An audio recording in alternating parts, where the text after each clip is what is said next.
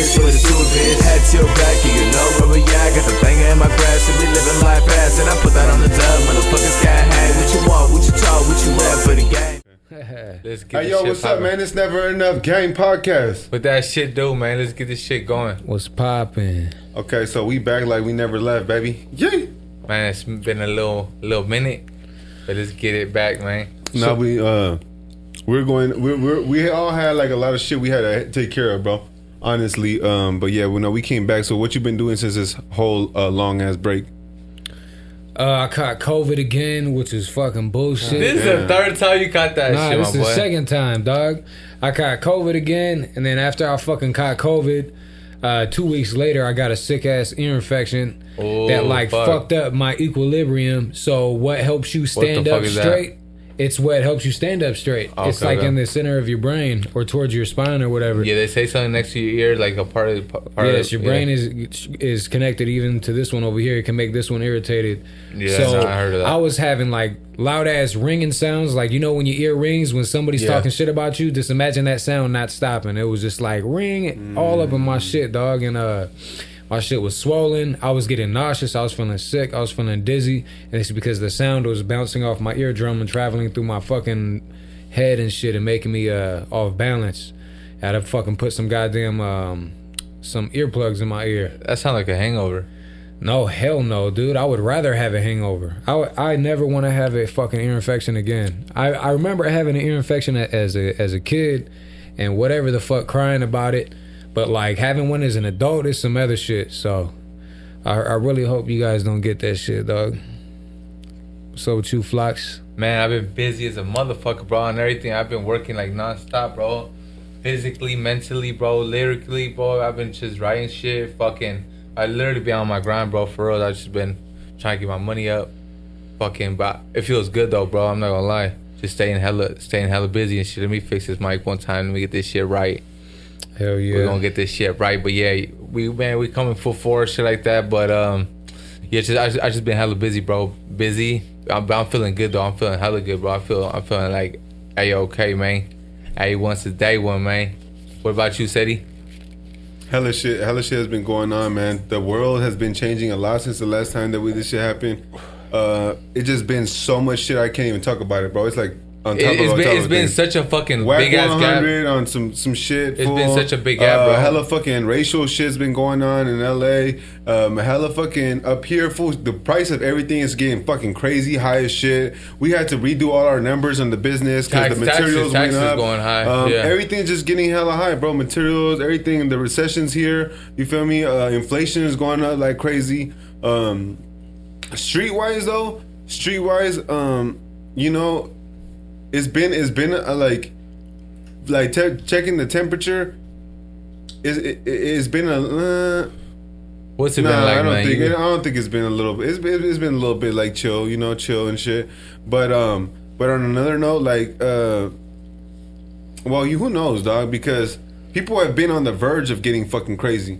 That's the thing. What you mean? Personal, with the racial shit and motherfuckers getting really like on some sick shit. And the fool's been dying like crazy. Rappers have been dying like fucking crazy. Because we in the recession, motherfuckers again. Travieso died. Rest in peace from Colorado.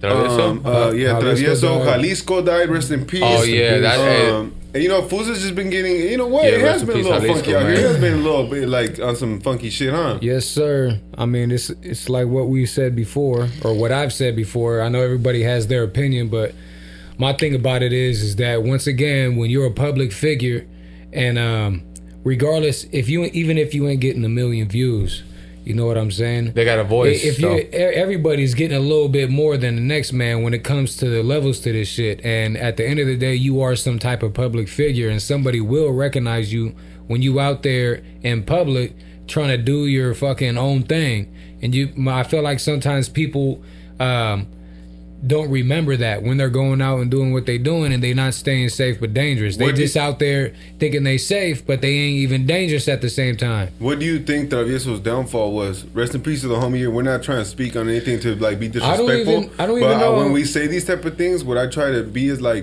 always try to think of the smarter way to approach a situation.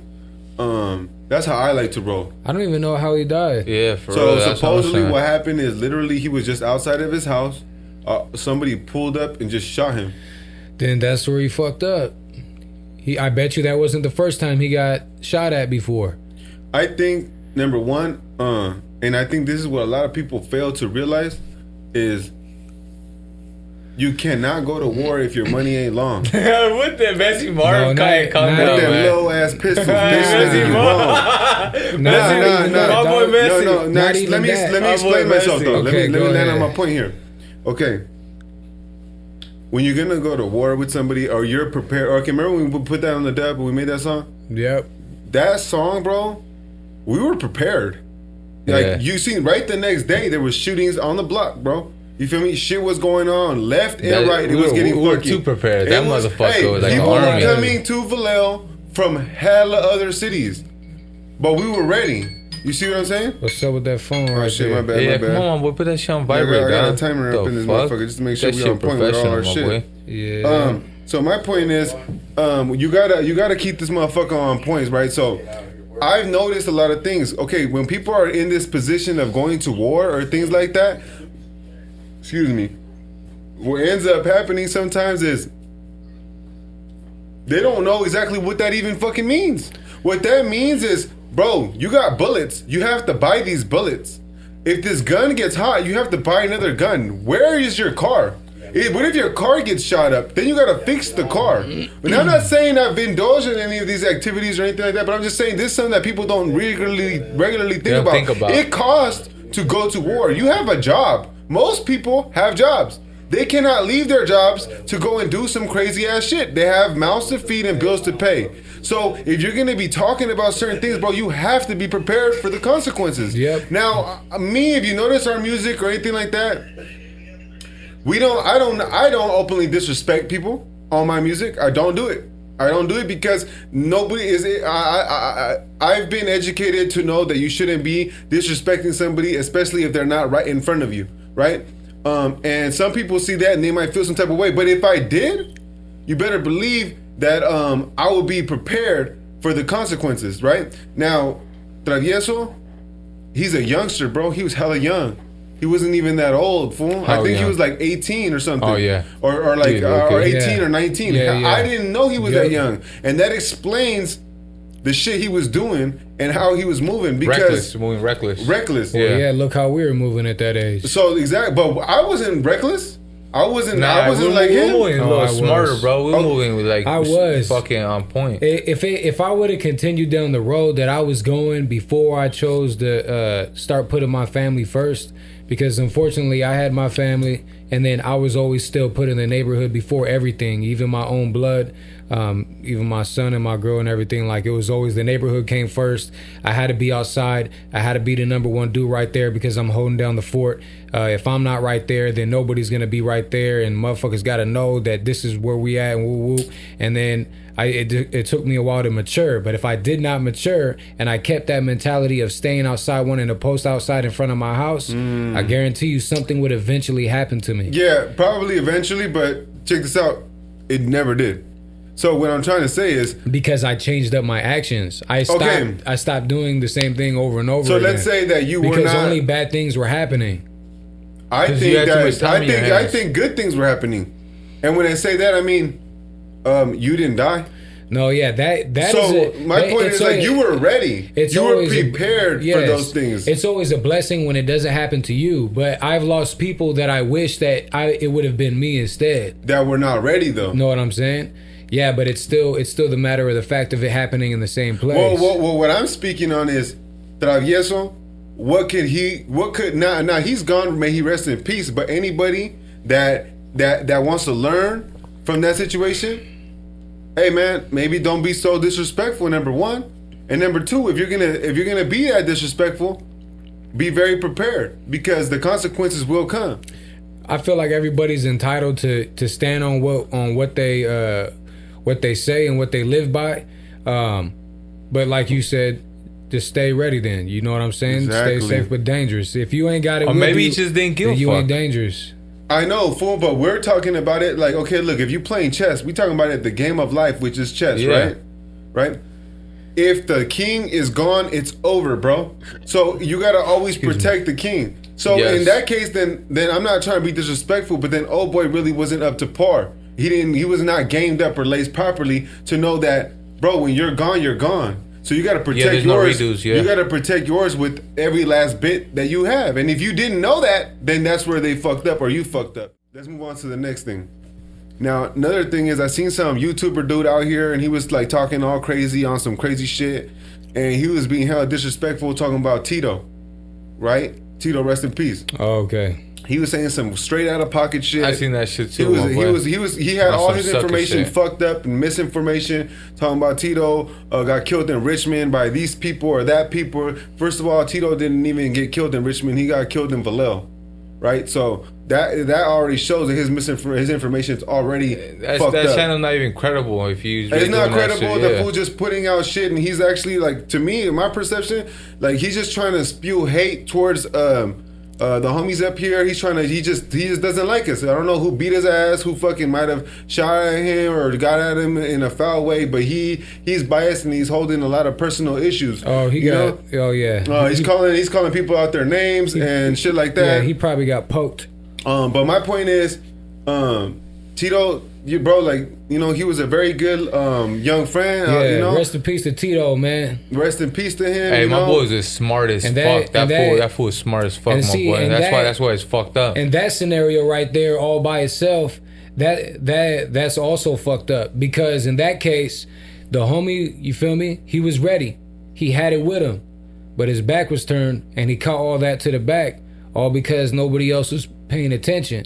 So if you out in areas where you know it's hot, you need to make sure that motherfuckers are always on point, looking around for you and shit like that. Because if there's nobody right there looking at the one space that people could run, and you got your back turned, then you're slipping. You know what I'm saying? Like, whenever you're out and about and you're in places that you know are hot, you need people looking towards entryways or backways or whatever. Wherever an individual could enter and do harm to you or the people who you are with, you need to be looking in that direction. You can't just be looking away from there. And like I said, rest in peace to Tito. And he was ready, but he was turned around. From what I heard about what happened is the bullets were not even meant for him. Nah. We ain't got to go there, because you're going too much there's into actually detail, 5 different stories about that, and for the most part, that's the most solid thing you're gonna get out of this from what I told you right now.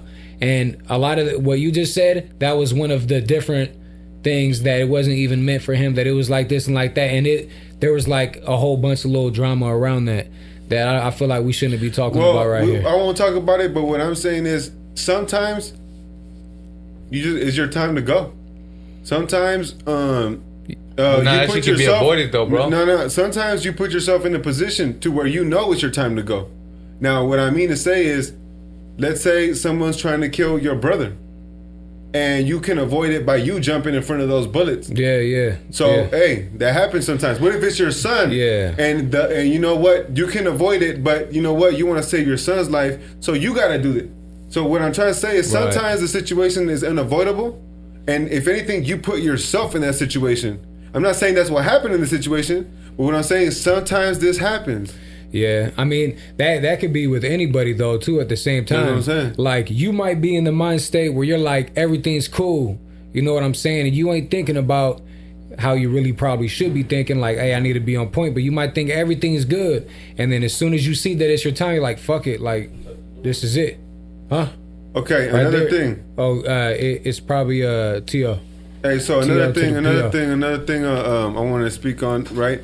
Before we close this motherfucker down, because we only gonna have a 30-minute session right here. We got like 5 minutes left. Okay, so quickly, what do you guys think about Gold Toes signing homies from LA, or what do you think about that? Me personally, so given with the history of what has happened up here and between Northerners and Southerners and shit like that, and the background I've been in, and how I grew up, I can never fully trust somebody who is friends even on a business level with my enemy. You know what I'm saying? So I lost brother. We lost brothers to this shit, right? It's different over here. We lost close friends to this shit, right? So it's like, if you are, because I don't have no hate for any homies who are in Southern California or any other states that are doing business with Northerners, but I'm a respect that, but also respectfully not fuck with you, because I can't put my trust in people who are trusting dudes who are willing to take my life. And that goes right back to what he was saying, is never underestimate your enemy. Just because a motherfucker's a rapper or just because it's about business doesn't mean that they don't know people that will fucking pull up and take care of you. You know what I'm saying? Are you all right, dog? I fucked up. I put too much Hennessy in there. Oh, okay. All right, so that shit hits you too hard. This is my what I think about that. That shit gets deep in that sense, my boy. Give me your 2 cents. Give me your 2 cents. That shit gets deep because over here, like, bro, we take a little bit more, we take it more personal because we actually went through some conflict type of shit over here, and I feel like they try to sidestep, trying to go down to LA, trying to swingle their way through to get over there. But really, where there's money to be made, motherfuckers are gonna go. And the thing is that sometimes the color of green is going to be more valuable to others than what they committed to in an earlier age of their life. So, and it depends on what they've gone through, like as they went through those trials and tribulations. So somebody who just got jumped in a gang because they were in the area and didn't go through a lot and didn't lose a lot, they technically don't have any ties to them saying fuck these dudes when they see money being an opportunity. But somebody that's been right there, that's actually lost people and has actually almost had their life taken by these people or people that they know hurt, then they are the ones that are going to be more likely on my side. Like, hey, look, you know, that's cool, respectfully, but I'm also going to respectfully not fuck with you because you're fucking with dudes I can't trust. I'm going to throw my 2 cents up in here before we have to wrap this up. We have to do this kind of short right now. What time is it? Go ahead. We got 5 minutes. I'm going to let y'all know. Okay, so check this out. Number one with this thing is Los Angeles, California. That area right there is full of Southsiders, and these guys kill each other on the daily. Now, the way that they look at each other is the same way probably that a lot of us grew up looking at Southerners and Northerners in Northern California. Same way.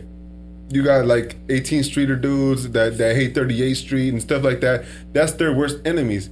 Now, I understand why they don't have hate towards Northerners because they didn't grow up with them. So they wouldn't naturally feel that way. Now, us growing up with them is the same thing as them. But what happens to these guys when they enter a prison system is they're cool.